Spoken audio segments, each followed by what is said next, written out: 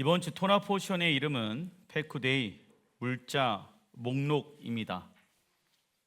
성막은 히브리 언어로 미시칸입니다.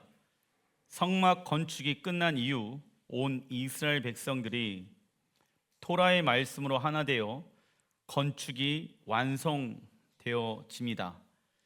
하나님의 말씀대로 성막을 건축하는 것은 어느 한 사람이 혼자서 이행할 수 있는 일이 아니라 온 이스라엘 백성들이 연합되어야만 가능한 것입니다.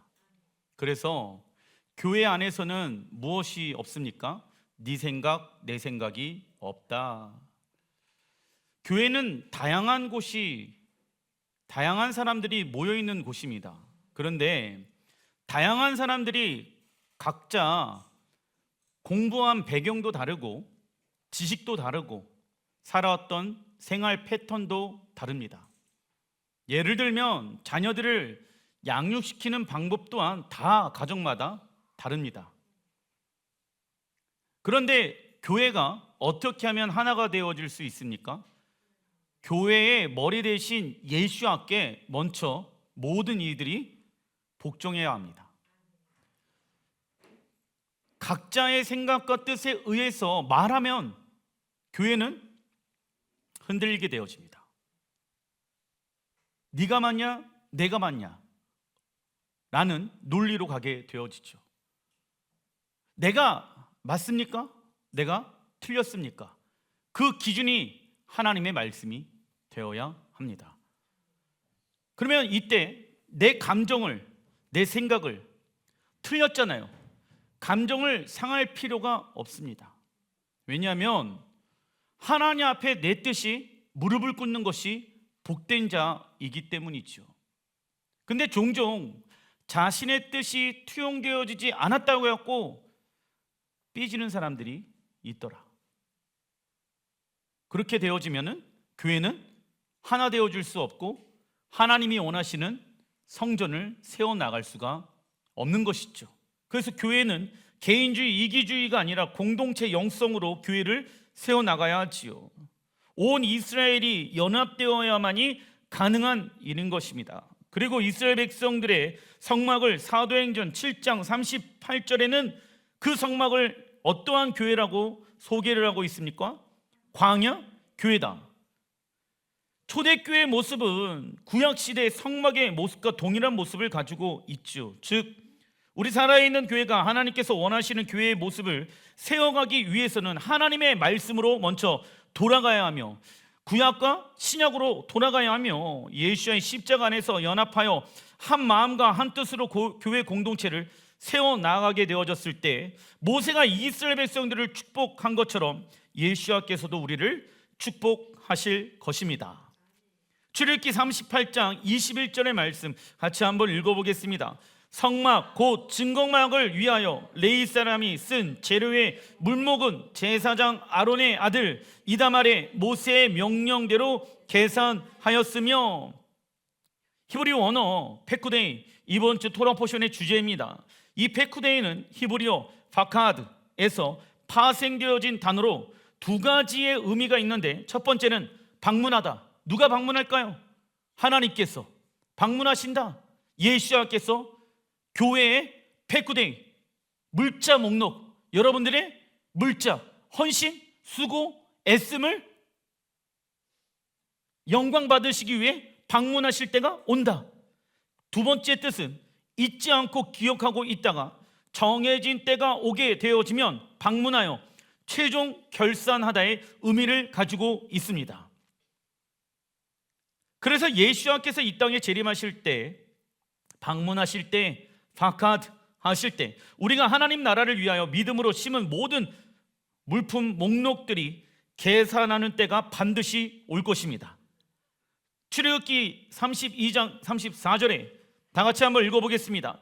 이제 가서 내가 내게 말한 곳으로 백성을 인도하라. 내 사자가 내 앞서 가리라. 그러나 내가 보응하는 날에는 그들의 죄를 보응하리라. 아멘. 하나님께서 우리에게 주신 은사, 달란트, 시간, 재정 등을 통하여 교회의 공동체와 하나님 나라를 위하여 헌신한 모든 것들을 살펴서 상급을 주기 위한 어떠한 것이 준비되어져 있을까요? 상급 심판이 반드시 준비되어져 있습니다. 그래서 샤밧을 이뤄내기 위해서는 여러분들의 시간이 필요하겠죠. 그리고 교회까지 오는데 그 시간의 과정 안에 또 기름값, 이러한 모든 것들을 하나님이 무엇하고 계신다? 계수하고 계신다. 왜? 교회를 세워나가기 위하여 헌신한 모든 것들 하나님께서 반드시 방문하셔서 파카드 하셔서 정산하는 때가 오게 되어질 것입니다. 그래서 우리는 영원한 하나님 나라를 위하여 육신의 생각을 절제하고 하나님의 무엇을 가지고 살아가야 합니까? 지혜입니다. 왜? 하나님의 지혜를 가지고 살아가야지 육신의 생각대로 살아가지 않는다. 육신의 생각의 결과는 무엇이다? 사망이에요. 신앙생활도 내 육신이 편하기 위해 신앙생활을 한다 라고 하면은 그 끝은 무엇입니까? 사망인 거예요. 어떤 사람은 이렇게 얘기합니다. 개척교회를 다니면 힘들어. 그러면 다 만들어 놓은 곳에서 교회를 다니는 사람들은요, 여러분들 무엇이 없을까요? 파카드가 없어요. 고린도후서 10장 4절 같이 한번 읽어보겠습니다. 우리의 싸우는 무기는 육신에 속한 것이 아니요 오직 어떤 견고한 진도 무너뜨리는 하나님의 능력이라. 모든 이론을 무너뜨리며 하나님을 아는 것을 대적하여 높아진 것을 다 무너뜨리고 모든 생각을 사로잡아 그리스도에게 복종하게 하니. 아멘. 이게 우리의 삶 가운데 되어야 한다. 우리는 과거의 경험, 인간적인 생각, 감정에 사로잡히게 되면 그것을 기억하고 의지하게 되어집니다. 그러나 성경에서는 이러한 것들을 뭐라고 얘기합니까? 견고한 진이라고 말씀하고 있죠. 견고한 진에서 벗어날 수 있는 방법은 예전의 것들, 육신의 것들을 십자가에 버려야 한다. 그리고 우리는 온 인류를 다스리는 하나님의 지혜를 얻어 세상을 다스릴 수 있는 능력을 얻어야 합니다. 하지만 우리가 하나님 나라와 영광에 대한 비전이 없을 때에는 누구의 영광을 위해 살아가게 되어질까요? 우리 자신의 영광을 위해 살아가게 되어지는 것입니다. 나는 하나님의 영광을 위하여 태어나였다. 내가 교회를 개척한 이유가 무엇인가? 나의 소명은 무엇인가? 이게 정확하게 우리 안에 세워져 있어야 되는 거예요. 나 같은 죄인을 구원하셨고 그 구원하신 것 안에만 머물러 있는 것이 아니라 하나님의 영광 안에 동참하기 위해 나를 예배자로 부르셨다. 세상의 영광과 세상의 박수와 세상의 어떠한 것도 하나님 나라와 영광을 위해 살아가는 그러한 자가 비교되어질 수 없는 영광을 얻을 때가 올 것입니다. 그런데 지혜를 잃어버리잖아요. 그러면 어디에서 인정받는 걸 좋아한다? 세상에서 인정받는 걸 좋아하게 될 것입니다. 누가복음 6장 38절 주라 그리하면 너희에게 줄 것이니 곧 후히 되어 누르고 흔들어 넘치도록 하여 너희에게 안겨주리라. 주라, 이것은 예수의 명령이고 우리가 순종해야 할 일입니다. 그리하면 너희에게 줄 것이다. 우리에게 주시는 것은 하나님께서 하실 일이지요. 주라는 것은 다른 말로 무엇하는 것이다? 심는 것, 심는다 라고 말할 수 있는 것입니다. 심는 것은 반드시 거두게 되어진다. 하나님은 우리를 통해 하나님의 축복이 흘러가길 원하시고 하나님의 일들에 확장되어지길 원하신다. 그렇다면 누가 하나님 나라를 위해 심을 수 있겠습니까? 모든 물질은 누구의 것이라고 인정하는 자입니까? 하나님의 것이라고 인정하는 자입니다. 심는 것은 돌려받는 것을 기대하지 아니하고 주는 것이죠. 그러나 세상은 내가 이만큼 심으면 상대방도 나에게 어느 정도 심을 것이라고 기대합니다. 이걸 뭐라고 얘기합니까? 영어로 give and take라고 얘기하죠. 그러나 교회에서는 give and take가 있다 없다? 없습니다. 왜냐? 우리의 상은 어디에 있기 때문일까요? 하나님 나라에 있기 때문입니다. 이 땅에서 기브 앤 테이크가 되어지잖아요. 그러면 뭐가 없어진다? 하나님 나라의 상급이 없어지는 거예요. 그래서 이런 얘기 있잖아요. 하나님, 왜 나만 심어야 됩니까? 왜 나만 섬겨야 됩니까? 그러면 여러분들 무엇이 없다? 하늘의 상급이 없게 되어진다. 왜? 심은 것에 하나님은 30배, 60배, 100배의 은혜를 주시기 때문입니다. 시편 126편 5절에 눈물을 흘리며 씨를 뿌리는 자는 기쁨으로 거두리로다. 우리가 눈물을 흘리면서 씨를 뿌리는 이유는 지금 아무것도 보이지 않아도 심는 대로 거둘 것이라는 하나님 나라의 원리를 알기 때문입니다. 그래서 눈물을 흘리더라도 기쁨으로 곡식들을 거둘 때가 온다 안 온다, 이것을 믿기 때문에 심는 거예요. 그래서 현 세상은 다가올 하나님 나라를 위해 심는 기간입니다.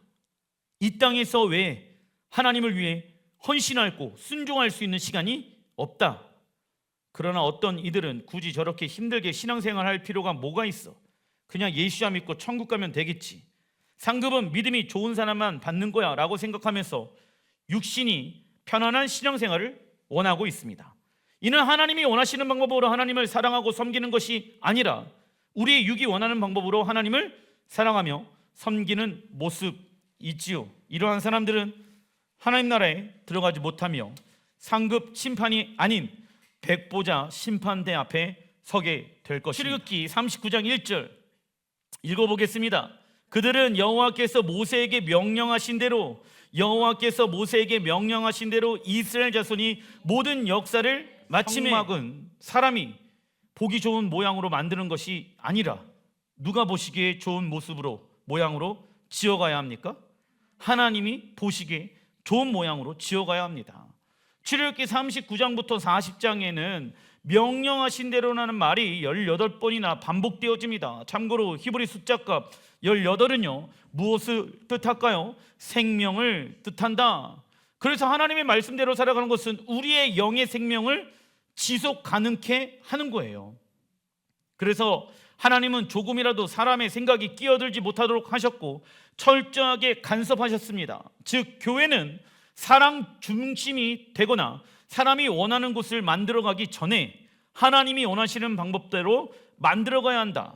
그 이유는 아무리 화려한 성막을 짓는다고 해도 그 안에 무엇이 함께하지 않으면 소용이 없는 일일까요? 하나님의 영광이 함께하지 않는다고 하면은 교회는 있으나 마나가 되어지는 것입니다. 그래서 교회를 짓기 위해서는 많은 사람들과 재정이 먼저 필요한 것이 아니라 무엇이 먼저 필요합니까? 교회 공동체가 하나님의 말씀에 순종하는 것이 먼저 필요한 것이다. 교회 이전 해야 될 것 같아요, 목사님. 그러면 이전도 중요하지만 우리가 모두 다 하나님 말씀에 순종하는 마음이 먼저 더 중요하다. 하나님이 가라라고 하는 곳에 우리 모두가 갈 수 있는 마음의 상태가 되어야지 하나님이 이제 하나가 되어졌구나 우리에게 사인을 줄 수 있는 것입니다. 그리고 모든 역사를 마침에 히브리 원어를 보니까 히브리어 칼라흐라는 단어에서 나와 있으며 이 뜻은 완성 또는 어떠한 뜻을 가지고 있을까요? 칼라흐, 신부입니다. 하나님은 당신과 이스라엘 백성들이 만나는 장소인 성막과 성전을 완성하였을 때 히브리 원어 칼라흐를 사용하십니다. 그리고 이 단어는 창세기 2장 1절 천지와 만물이 다 이루어지니라. 이것도 히브리 언어로 칼라흐, 천지가 완성되어졌다. 왜요? 하나님께서 천지와 장막을 만드신 이유는 우리와 함께 거하는 초소를 만들기 위함인 것입니다. 즉 여러분들, 칼라흐는 두 가지의 뜻이 있다. 완성, 신부. 신부가 하나님의 말씀에 의해서 단장되어졌을 때 하나님의 나라가 이 땅 가운데 완성되어진다. 하나님의 나라는 예수와의 초림을 통하여서 시작되어졌죠. 근데 완성할 때가 온다 안 온다? 온다. 그런데 그 하나님의 나라가 완성하는 때에 예수와께서 재림하시는 때인데 누가 준비되어 있어야 됩니까? 거룩한 신부. 그래서 완성과 신부의 단어는 같은 단어로 사용되어지는 것입니다. 그러나 신부가 하나님의 말씀으로 단장하지 않는다라고 하면, 교회가 하나님의 말씀으로 단장하지 않는다라고 하면 신랑 예수와께서 하나님의 나라가 이 땅에 완성되어질 수 있다 없다? 없다. 그러면 왜 예수와께서 지금 아직 오지 않고 계시는가? 신부된 교회가 하나님의 말씀으로 단장하지 않고 있기 때문에 이지 않을까 생각되어집니다. 그래서 예수와는 마태복음 6장 33절에 읽어보겠습니다. 그런즉 너희는 먼저 그의 나라와 그의 의를 구하라. 그리하면 이 모든 것을 너희에게 더하시리라. 아멘. 예수와는 우리에게 두 가지를 구하라고 말씀하십니다. 첫째, 무엇을 구하라고 말씀하십니까? 하나님 나라의 완성을 구하라. 먼저 그의 나라를 구하라. 하나님 나라가 완성되어지기 위해서는 신랑 예수와께서 이 땅에 오셔야 되죠. 그래서 이 시대의 신부인 교회가 주님을 사랑하는 마음으로 단장하게 되어졌을 때 신랑 예수와께서 오실 것이다. 둘째, 무엇을 구하라?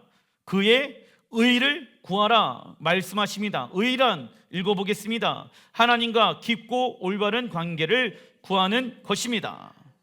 이러한 삶을 살아가게 되어진다라고 하면 모든 것을 너에게 더하신다라고 약속하고 계신다. 이것이 영적인 질서입니다. 이게 무엇이냐면 하나님의 나라와 그분의 의를 구해. 그런데 환경적으로 하나도 채워지지 않았는데 무엇이 생기는지 아십니까? 감사와 행복과 감사와 영광이 하나님 앞에 올려드리게 되죠. 그러나 하나님과 올바른 관계가 깨어진다라고 하면 나타나는 현상이 있죠. 교회를 다녀도 행복하지 아니하고 염려가 사라지지 않는다. 그러면 하나님께서 마지막 때 원하시는 교회의 모습은 어떠한 교회일까? 에베소서 2장 15절 법조문으로 된 계명의 율법을 폐하였으니. 이것은 하나님의 말씀을 말하는 것이 아니다. 법조문은 무엇을 말하는 것일까요? 자, 여러분들, 유대인들이 하나님의 성전으로 들어가기 위해서는 여인들의 뜰을 밟고 가게 되어집니다. 그런데 이방인들이 가고 자라고 했었을 때 이방인들이 하나님의 성전으로 들어가려면 이방인들이 여인들의 뜰, 즉 유대인들만이 밟고 지나갈 수 있는 곳을 지나가야지 하나님의 성전으로 들어갈 수 있거든요. 그래서 거기에다가 로마가 점령하게 되어졌을 때 이스라엘을 법조문으로 이방인들은 출입 금지라는 법조문을 만들어 놨어. 이는 이 둘로 자기 안에서 한 세 사람을 지어 화평하게 하시고 이 십자가로 이 둘을 한 몸으로 하나님과 화목하게 하려 하심이니라. 원수된 것을 십자가로 소멸하시고 그의 안에서 건물마다 서로 연결하여 주 안에서 무엇이 되어가고 성전이 되어가고 너희도 성령 안에서 하나님이 거하실 처소가 되기 위하여 그리스도 예수 안에서 함께 지어져 가느니라. 모세 시대의 성막의 구조에 따라 만들어야 했으며 솔로몬 시대는 성전의 구조를 따라 만들어야 했으며 스룹바벨 시대 제2성전은 하나님의 식양제로 성전을 만들어 가야 했습니다. 그리고 마지막 시대에는 예수와의 피로 인해 유대인과 이방 교회가 어떠한 교회로 만들어 가야 합니까? 한 세 사람 교회로 만들어 가야 된다.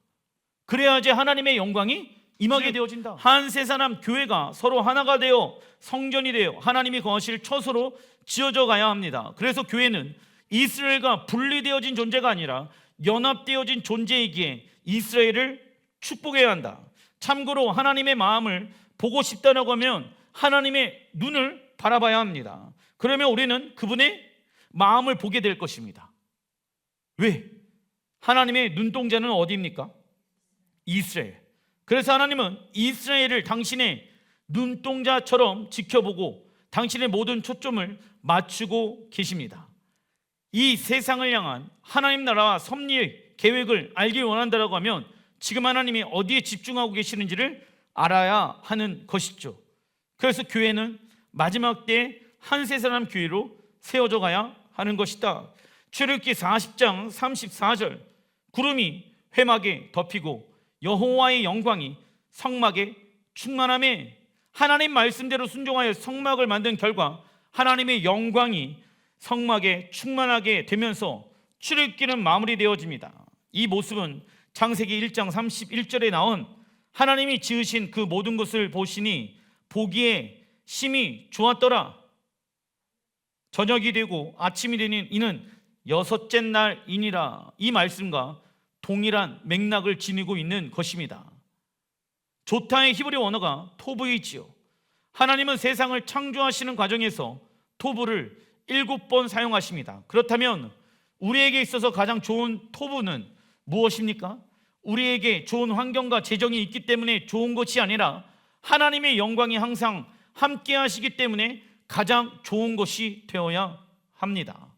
돈이 많은 것은 삶이 편한 것뿐이지 행복한 삶은 아닙니다. 고린도전서 10장 31절에 그래서 그런즉 너희가 먹든지 마시든지 무엇을 하든지 다 하나님의 영광을 위하여 하라 라고 말씀하고 있습니다. 영광의 영역은 무엇을 의미합니까? 적어놔 주십시오. 영원한 영역입니다. 영원한 영역, 하나님 나라의 영광을 위해 살아가라. 그래서 출애굽기 40장 36절에 이스라엘 백성들이 어떻게 살아갑니까? 구름이 성막 위에서 떠오를 때에는 이스라엘 자손이 그 모든 행진하는 길에 앞으로 나아갔고, 구름이 떠오르지 않을 때에는 떠오르는 날까지 나아가지 아니하였으며, 이게 무슨 말입니까? 먹든지 마시든지 주의 영광을 위해 살아가라. 하나님, 우리는 하나님의 말씀에만 순종해야지 행복할 수 있습니다. 그래서 하나님의 영광의 구름으로 멈춘다라고 하면 우리가 멈춰 서겠습니다. 하나님의 영광의 구름이 움직인다라고 하면 내가 나아가겠습니다. 이게 되어진다는 것이죠. 왜? 영원한 영역에 대해서 지혜가 있는 거예요. 이스라엘 백성들에게 나타나는 하나님의 영광은 그 누구도 그들을 막을 수가, 방해할 수가 없었습니다. 돌파가 일어난 거예요. 왜? 진리가 자유케 되어진다는 것을 그들이 깨달아 알았기 때문입니다. 하나님의 영광은 그들의 모든 것을 극복하게 만들었고 그들을 세상보다 훨씬 더 탁월하게 만들어 놓으셨습니다. 그래서 우리의 예배 가운데 하나님의 영광이 나타나기 위해서는 하나님을 어떻게 찬양하고 경배하며 춤추며 기도해야 할지 지혜와 계시의 영이신 성령님은 우리를 지금도 돕고 계신다. 아까 말씀드렸던 것처럼 내가 이 찬양을 했었을 때, 이런 상황이 되어졌을 때 그 감각을 깨달아 알아야 된다는 것이죠. 놓치지 말아야 되는 거예요. 그러면은 다음번에도 그걸 동일하게 반복해서 노래도 해보고 동일하게 반복해서 춤으로도 풀어내보는 거예요. 아, 하나님의 영광이 이때 이렇게 나타났었지, 그때 감각을 놓치지 말아야 된다. 우리가 하나님을 경배할 때 하나님의 영광과 임재를 부분적으로 경험할 수 있습니다. 이는 이 땅에 분명하게 나타난 천국이지요. 하지만 그게 작게 나타났지만 그 하나님의 임재를 맛보아 알 수 있는 모습인 것입니다. 그리고 고린도전서 14장 14절에 읽어보겠습니다. 내가 만일 방언으로 기도하면 나의 영이 기도하거니와 나의 마음은 열매를 맺지 못하리라.